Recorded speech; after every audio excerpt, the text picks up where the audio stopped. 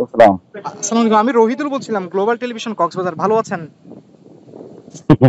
আছি আলহামদুলিল্লাহ। বলেন ভাই, কি আমি জানি আপনি কেন ফোন দিচ্ছেন, বলেন। আচ্ছা আচ্ছা, না, যেটা জানতে চাচ্ছিলাম আপনাদের কাছে কি তথ্য আছে, তারা কখন এসেছেন এবং আপনাদের কাছ থেকে কি কোনো প্রোটোকল নিয়েছিল কিনা?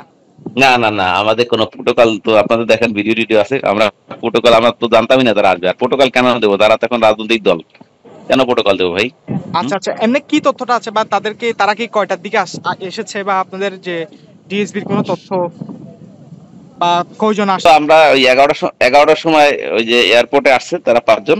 ওখান থেকে রয়্যাল টিউলিপে গেছে, ওখানে এখন আছে। কোনো মিটিং টিটিং আমার জানা মতে কোনো মিটিং টিটিং এরকম কিছুই হয় না। তারা 5 তলা 3টা রুমে পাশাপাশি অবস্থান করছে।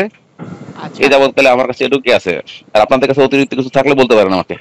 না, আমাদের কাছে তেমন কোনো নাই, এই জন্য আপনাকে ফোন দেওয়া। যাক, যতটুক পেলাম অসংখ্য ধন্যবাদ। Thank you.